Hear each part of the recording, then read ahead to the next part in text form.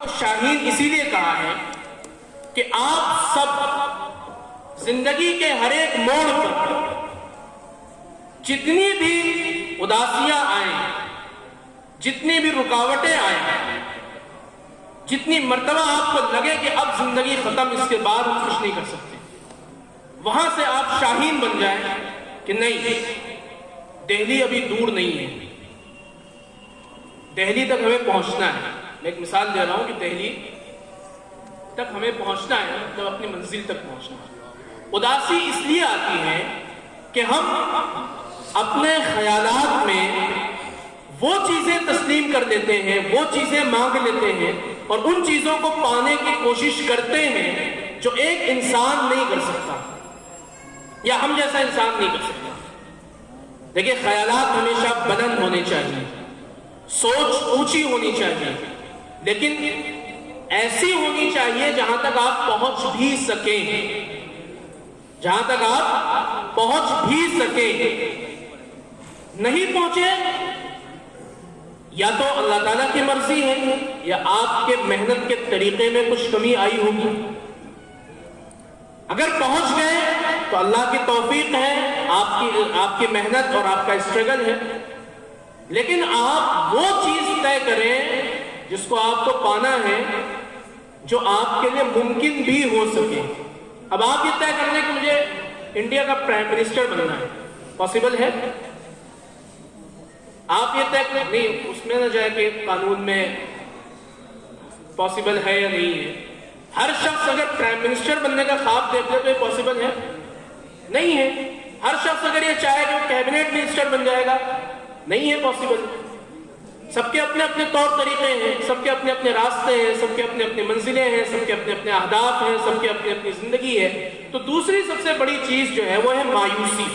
اس challenge سے نمٹنے کا سب سے آسان طریقہ یہ ہے کہ جب بھی آپ مایوس ہوں تو ہمیشہ اپنے سے نیچے طبقے کے لوگوں کی طرف دیکھیں۔ اگر آپ جاب لیس ہو گئے ہیں اور آپ مایوس ہو رہے ہیں تو آپ ان لوگوں کے بارے میں سوچیں جو اس ملک میں 1 کروڑ سے 1.5 کروڑ کی آبادی ہر دن بھوکی سو جاتی ہے۔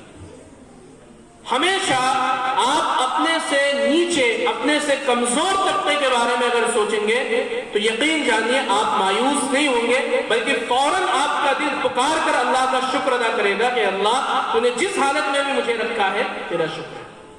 اور اگر آپ اپنے سے اونچے طبقے کی طرف دیکھیں گے تو مایوس ہوتے جائیں گے، آپ کا حوصلہ ختم ہوتا جائے گا اور ایک وقت ایسا آئے گا کہ حوصلہ اور امید سب کچھ ختم، اب آپ اپنی زندگی سے ہی مایوس ہو چکے ہوں گے، پھر آپ اپنے آپ کو حالات کے دھارے پر چھوڑ دیں گے۔ مسلمان جو ہے، مومن جو ہے، وہ کبھی حالات کے دھارے پر اپنے آپ کو نہیں چھوڑتا ہے، ہمیشہ حالات کو بدلنے کی کوشش کرتا ہے۔ تو آپ کو حالات کو بدلنا ہے، اپنے آپ کو حالات کے دھارے پر نہیں چھوڑنا ہے، کسی بھی صورت میں نہیں چھوڑنا ہے۔ تو دوسری چیز کیا ہے؟ دوسرا چیلنج کیا ہے؟ مایوسی۔ اور پہلا چیلنج کیا تھا؟ جی، پہلا چیلنج کیا تھا؟ کانسیپٹ کلیئر نہ ہونا، شک میں رہنا۔ اور تیسرا جو سب سے بڑا چیلنج ہے جس کے لیے خیر امت کی ضرورت پڑی ہے، وہ چیلنج ملا اور مسٹر، یہ سب سے بڑا چیلنج ہے۔ یہ کام میرا ہے، آپ نہیں کر سکتے۔ نماز پڑھانا میرا کام ہے، آپ نہیں کر سکتے۔ جنازہ پڑھانا میرا کام ہے، آپ نہیں کر سکتے۔ فلاں کام میں کر سکتا ہوں، آپ نہیں کر سکتے۔ یہ جو قوم کے اعلیٰ دماغ کو، پڑھے لکھے طبقے کو 2 حصوں میں ہم نے بانٹ رکھا ہے کہ جو داڑھی ٹوپی والا ہے اس کو ہمارا دانشور طبقہ جو اسکولز میں، کالجز میں پڑھ کر آتا ہے، وہ یہ سوچتا ہے کہ یہ ہے ملا جی، اس کا مطلب ان کا کام صرف اور صرف 5 وقت کی نماز پڑھانا، جنازہ پڑھانا، نکاح پڑھانا، بس، اس کے علاوہ ان کا اور کوئی کام نہیں۔ اور جو ملا جی ہیں، مولانا صاحب ہیں، حافظ صاحب ہیں، قاری صاحب ہیں، وہ یہ سوچتے ہیں کہ یہ جو پینٹ شرٹ پہن کر نوجوان اسکول سے ہائی اسکول انٹر بی اے یا جو کچھ بھی پڑھ کر آ رہا ہے، اب اس کا کوئی حق نہیں ہے کہ دین کے کسی مسئلے پر یہ بولے۔ معاف کیجئے گا، یہ پچھلے 100 سال میں ہماری کمزوری، ہماری تباہی، ہماری تنزلی اور ہمارے پیچھے جانے کی سب سے بڑی وجہ ہے۔ یہ تیسرا سب سے بڑا چیلنج ہے۔ خیر امت کا بنیادی مقصد یہی ہے کہ ہر شخص کو دین کا اتنا علم آ جائے کہ جس سے وہ اپنی زندگی کے حرام اور حلال کا فیصلہ کر سکے، اپنے بچوں کی دینی ماحول میں تربیت کر سکے، اپنے شاندار ماضی کی طرف اس لیے واپس جائے تاکہ برائٹ فیوچر کو بنا سکے۔